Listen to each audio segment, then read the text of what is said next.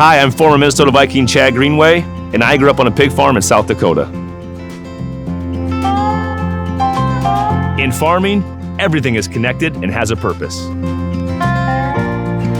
Crops are harvested and used to produce pig feed. Pigs eat their specific diet of corn, soybeans, vitamins, and nutrients.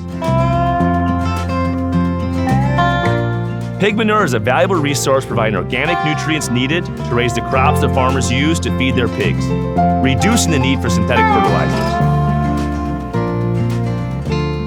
Farmers test their manure and soil to ensure they apply the right amount of nutrients for the crops while also protecting the environment and not over-applying beyond what the crops can use.